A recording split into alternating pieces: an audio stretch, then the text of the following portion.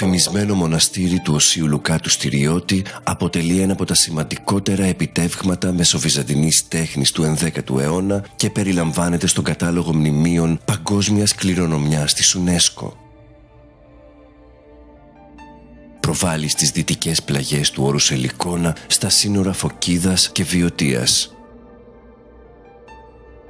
Ιδρυτής της Μονής υπήρξε ο ίδιος ο Όσιος Λουκάς που ασκήτευσε εκεί τα τελευταία χρόνια της ζωής του. Βασική πηγή πληροφοριών για την ίδρυση της Μονής και τον ίδιο τον Όσιο Λουκά είναι ο βίος του που συνέταξε ανώνυμος μαθητής του λίγα χρόνια μετά το θάνατο του Οσίου. Ο Λουκάς γεννήθηκε το 896 στο καστρί της Φωκίδας κοντά στους Δελφούς. Από μικρός έδειχνε μεγάλη κλίση στον ασκητικό βίο και περνούσε τις ώρες του με συνεχή προσευχή. Μάλιστα σε ηλικία 14 ετών έγινε μοναχός. Για 35 ολόκληρα χρόνια ο Όσιος ασκήτευε σε διάφορες περιοχές της Φωκίδας και της αντίπερα κορινθιακής ακτής, μετακινούμενος διαρκώς, καθώς τα χρόνια εκείνα την περιοχή μάστιζαν οι επιδρομές των Βουλγάρων. Τελικά το 946, σε ηλικία 49 ετών, ο Όσιος Λουκάς εγκαταστάθηκε στην καταπράσινη και μαγευτική θέση όπου σήμερα βρίσκεται το μοναστήρι του. Έφτιαξε το κελί του, ένα εκκλησάκι για να προσεύχεται και ένα κήπο για τη βασική διατροφή του. Σιγά σιγά η φήμη του τράβηξε εκεί και άλλους ασκητές και έτσι δημιουργήθηκε η πρώτη μοναστική κοινότητα. Θα μπορούσαμε να πούμε χωρίς δυσκολία ότι ο Όσιος και Θεοφόρος Λουκάς ο Στυριώτης ανήκει στους αληθινούς οικολόγους, τους ανθρώπους που αγάπησαν τη δημιουργία του Θεού με όλο το είναι τους, αλλά προηγουμένως είχε αγαπήσει πάρα πολύ το Θεό και κατ' επέκταση την εικόνα του τον άνθρωπο. Όμως ο Όσιος Λουκάς αγαπούσε και όλη τη δημιουργία και την προστάτευε. Μαρτυρείται από το βίο ότι όπου πήγε, όπου ασκήτευσε, έφτιαξε πάντοτε κήπο που δεν ήταν, λέει, μόνο οι ωραίοι καρποί, αλλά ήταν υπέροχο θέαμα, σε ξεκούραζε να απολαμβάνεις τη θέα των φυτών, των λουλουδιών και των δέντρων. Με τη δύναμη του Θεού, ο Όσιος απέκτησε μεγάλη θαυματουργική και θεραπευτική δύναμη. Πολλά είναι τα θαύματα που έκανε όσο ζούσε, αλλά ακόμα και μετά το θάνατό του. Είχε λοιπόν το χάρισμα των ιαμάτων, από ζωντανός, και αναφέρονται πάρα πολλές θεραπείες και ιάσεις σε ανθρώπους αρρώστους που έπασχαν από τη δαιμονική επίρρεια, που είχαν ψυχικά αρρωστήματα και προπαντός ανθρώπους που ήταν φορτωμένοι από βάρος και από ενοχές. Ο Όσιος Λουκάς έγινε γνωστός και για το προφητικό του χάρισμα, με πιο γνωστή προφητεία αυτή για την απελευθέρωση της Κρήτης από τους Άραβες με τον Νικηφόρο Φωκά το 961, την οποία είχε προβλέψει 20 χρόνια πριν. Τιμητές του Οσίου Λουκά υπήρξαν και οι στρατηγοί του θέματος της Ελλάδας που είχε για έδρα την ακμάζουσα τότε Θήβα. Έτσι μαρτυρείται ότι ο στρατηγός Κρινίτης Αρωτράς στα πρώτα χρόνια της εγκατάστασης του Οσίου στο Στήριον Όρος τον επισκέφθηκε, συζήτησαν, μίλησαν. Τόσο πολύ μάλιστα τον αγάπησε και συνδέθηκαν που τον βοήθησε να χτίσει τον ναό της Καλλινίκου Μάρτυρος Βαρβάρας. Είναι ο παλιότερος ναός του μοναστηριού, από τον 11ο αιώνα και μετά είναι αφιερωμένος στην κοίμηση Παναγίας. Άλλος στρατηγός που αναφέρεται διοικητής είναι ο στρατηγός Πόθος, στον οποίο ο Όσιος Λουκάς προεφήτευσε την ανακατάληψη και απελευθέρωση της Κρήτης από τους Αρακινούς, από τους Άραβες. Στις 7 Φεβρουαρίου του 953, σε ηλικία 56 ετών, ο Όσιος Λουκάς παρέδωσε την ψυχή του στο Θεό. Όπως ο ίδιος είχε υποδείξει στους μοναχούς, ενταφιάστηκε στο δάπεδο του κελιού του, προφητεύοντας μάλιστα ότι ο τόπος εκείνος έμελε να δοξαστεί με τη συρροή πλήθους πιστών μέχρι τη συντέλεια των αιώνων. Στο μοναστήρι του Οσίου Λουκά υπήρχε μια παράδοση, δηλαδή οι πατέρες διηγούνταν συνέχεια ότι το σκήναμα του Οσίου Λουκά, λόγω του φόβου να μην το λαιλατίσουν οι Τούρκοι θέλησαν να το διαφυλάξουν σε περιοχές που προστατεύονταν από την ενατοκρατία. Έτσι πήραν το σκήνομα και το έφεραν καταρχήν στην Λευκάδα, αλλά όταν έφτασαν και εκεί οι Τούρκοι έφυγαν και έρχονται στη Βοσνία. Αλλά και όταν στη Βοσνία έφτασαν οι Τούρκοι, τότε πέρασαν στην Βενετία. Εκεί λοιπόν έγινε μια μεγάλη συζήτηση, θα έλεγα ακαταστασία, φιλονικία στην εκκλησιαστική εκεί ζωή, διότι ο Όσιος Λουκάς ταυτίστηκε ή παραξηγήθηκε ότι είναι ο Ευαγγελιστής Λουκάς.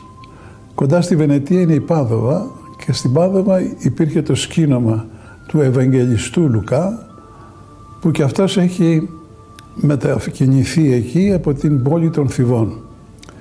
Έγινε επομένως συζήτηση αν δύο άνθρωποι με το ίδιο όνομα συμπίπτουν στο πρόσωπο του Ευαγγελιστού Λουκά. Γίνεται συζήτηση, φτάνει στο Βατικανό και εκεί εγνωμάτευσαν με την βοήθεια κάποιου επισκόπου από την Κύπρο, ονόματι Ισαάκ, ότι δεν πρόκειται από τα στοιχεία που είχε το σκήνομα του Οσίου Λουκά για τον Ευαγγελιστή Λουκά, αλλά ήταν μοναχός της Ανατολικής Ορθόδοξης Εκκλησίας με το όνομα μοναχός Λουκάς Στυριώτης. Αυτό το όνομα μένει πάντοτε γραμμένο πάνω στη Λάρνακα και αφού δεν ήταν το σκήνομα του Ευαγγελιστού Λουκά δεν θεωρήθηκε από τους καθολικούς κάτι σπουδαίο και έτσι το απεμάκρυναν και το έβαλαν, το πήγαν στο νησί Λίντο και ήταν τοποθετημένο το σκήνομα στο βεστιάριο, εκεί που είχαν τις στολές και τις ενδυμασίες. Η έρευνά μας έγινε προς διάφορες κατευθύνσεις, αλλά κυρίως πιστεύαμε ότι θα είναι στα υπόγεια του Αγίου Πέτρου του Βατικανού. Ένας όμως αγιολόγος, ο Μωρίνι, μέσα στις έρευνες που έκανε, βρήκε το σκήνομα του Οσίου Λουκά και ζήτησε από εμάς πληροφορίες. Τότε λοιπόν άρχισε η αλληλογραφία, οι επισκέψεις, το προσκύνημά μας προς το σκήνομα του Οσίου Λουκά και στη συνέχεια το ζητήσαμε από την τοπική εκκλησία της Βενετίας, οι οποίοι δέχτηκαν με ευχαρίστηση να μας το παραχωρήσουν. Έτσι λοιπόν με πολλές τιμές έγινε αποδεκτό, έγινε μεγάλη υποδοχή στην περιοχή της Μονής του Οσίου Λουκά. Οι άνθρωποι συνέρευσαν από όλη την περιοχή, από όλα τα χωριά και μέσα σε μια πανηγυρική και μια κατανυκτική ατμόσφαιρα έγινε η υποδοχή του λειψάνου του Οσίου Λουκά το 1986, αν θυμάμαι καλά.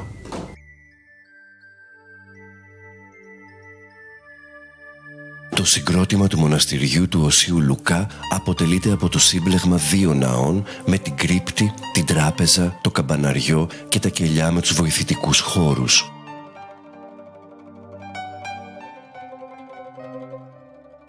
Οι δύο ναοί υψώνονται στη μέση του περιβόλου της Μονής και είναι αφιερωμένοι στην Παναγία και τον Όσιο Λουκά. Ο παλαιότερος άρχισε να κτίζεται όταν ζούσε ο Όσιος Λουκάς και ολοκληρώθηκε 2 χρόνια μετά το θάνατό του. Αρχικά ήταν αφιερωμένο στην Αγία Βαρβάρα, όταν όμως χτίστηκε ο δεύτερος ναός, αφιερώθηκε στην Παναγία. Ο αρχιτεκτονικός τύπος του ναού της Παναγίας είναι ο σύνθετος τετρακιόνιος σταυροειδής με τρούλο που γνώρισε μεγάλη διάδοση στην Κωνσταντινούπολη. Πρόκειται για ένα από τα καλύτερα παραδείγματα αρχιτεκτονικής και διακοσμητικής της βυζαντινής τέχνης με πλούσιο κεραμοπλαστικό διάκοσμο. Η υψηλή ποιότητα του γλυπτού διακόσμου φαίνεται ιδιαίτερα στο τρούλο, γεγονός που μαρτυρεί την κατασκευή του από τεχνίτες της Κωνσταντινούπολης. Το καθολικό είναι η μεγαλύτερη εκκλησία του συγκροτήματος και τιμάται στο όνομα του Οσίου Λουκά. Κτίστηκε τις πρώτες δεκαετίες του 11ου αιώνα για να στεγάσει το λείψανό του. Ο ναός αποτελείται από έναν διόροφο χώρο με τη λειψανοθήκη του Αγίου και μία μεγάλη κρύπτη. Η κρύπτη του μοναστηριού του Οσίου Λουκά, όπως σήμερα πλέον χαρακτηρίζεται και λέγεται, είναι το υπόγειο του Μεγάλου Καθολικού, μέσα στο οποίο βρίσκεται ο αρχικός τάφος του Αγίου. Είναι ένας χώρος που ιδιαίτερα συγκινεί τους μοναχούς και τους προσκυνητές και ασφαλώς και τους επισκέπτες όλους για την αρχιτεκτονική και το ότι σηκώνει ένα τεράστιο όγκο τόσο σίγουρα και τόσους αιώνες.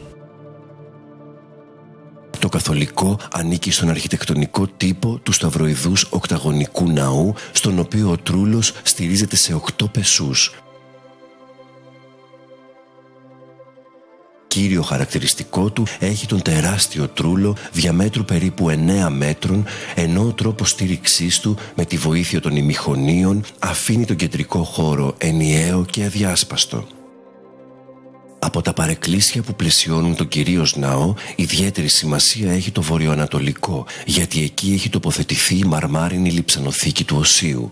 Πρόκειται για το τμήμα του καθολικού που συνδέεται με το ναό της Παναγίας, διευκολύνοντας τη διέλευση των προσκυνητών μπροστά από το ιερό λείψανο και την είσοδό τους στο ναό της Παναγίας. Εξωτερικά, τα μεγάλα παράθυρα με τα πολυάριθμα τζάμια, τα δίλοβα και τρίλοβα ανοίγματα και ο τεράστιος τρούλος με τα 16 παράθυρα δίνουν ελαφρότητα στο κτίριο και μειώνουν αισθητά τον όγκο του. Οι αντιρρίδες τέλος στους πλάγιους τοίχους του ναού βοηθούν στην εξουδετέρωση των οθήσεων των θόλων και στην ευστάθεια του κτηρίου.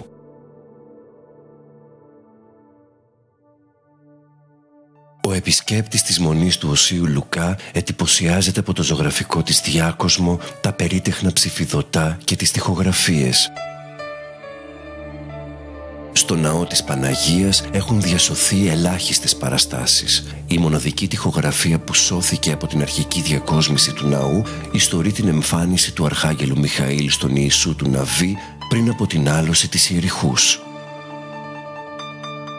Τα ψηφιδωτά που κοσμούν το καθολικό της Μονής αποτελούν ένα από τα σημαντικότερα ψηφιδωτά σύνολα της κωνσταντινοπολίτικης τέχνης του 11ου αιώνα. Με την είσοδό του στον Άρθικα, ο επισκέπτης αντικρίζει την αυστηρή αλλά και γαλήνια μορφή του Χριστού να κρατάει το Ευαγγέλιο και να ευλογεί. Δεξιά και αριστερά της εισόδου προς τον κυρίως ναό επιλέγονται 4 σκηνές από τα πάθη και την Ανάσταση. Αριστερά η Σταύρωση και δεξιά η Ανάσταση, ενώ στις 2 ακραίες κόγχες τοποθετούνται ο ιερός νηπτήρας και η ψηλάφιση του Θωμά. Οι μορφές χαρακτηρίζονται από εκφραστικότητα και έντονο θρησκευτικό πάθος.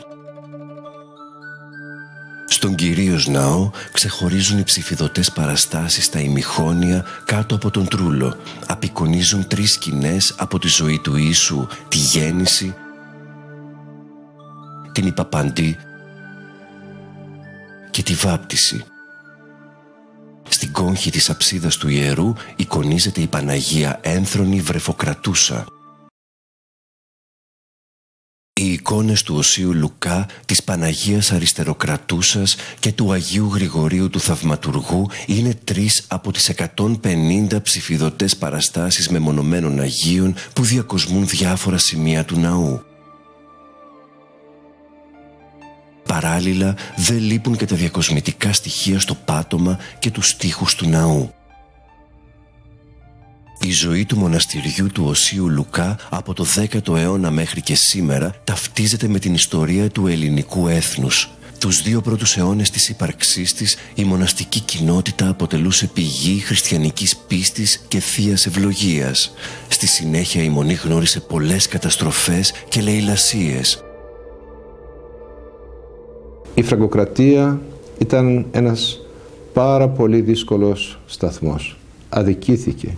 Έχασε πολλά από τα κοιμήλια και τους θησαυρούς του. Στα δύσκολα χρόνια της τουρκοκρατίας βρίσκεται ανασυγκροτημένο και μπορεί να στηρίξει τους ανθρώπους της περιοχής, τους αρματολούς και τους κλέφτες. Το 1938 ξεκίνησαν εργασίες αναστήλωσης από την Αρχαιολογική Υπηρεσία και την Αρχαιολογική Εταιρεία που συνεχίζονται ως σήμερα με σημαντική επιτυχία. Η προσωπικότητα του Οσίου Λουκά, το χάρισμα της αγιότητος αναπαύει αυτούς που έρχονται να τον παρακαλέσουν για συμπαράσταση. Οι φιλότεχνοι εκεί θα θαυμάσουν την αρχιτεκτονική, την γλυπτική, την αγιογραφία, τα μοσαϊκά και όλα τα είδη της τέχνης, τα οποία έρχονται, γίνονται μέσα από την πίστη και μέσα από την άσκηση κάθε μοναστηριού. Έτσι λοιπόν, φεύγοντας ο προσκυνητής από τη μονή του Οσίου Λουκά, έχει μέσα του μια ανοιχτή πρόσκληση πάντοτε που τον περιμένει. Όσοι από εμάς έχουμε αυτή την εμπειρία, όσοι από εμάς έχουμε ζήσει κοντά στον Όσιο Λουκά, το νιώθουμε πάντοτε σαν σπίτι μας, σαν χώρο που μας αναπαύει και μας προσκαλεί κάθε φορά.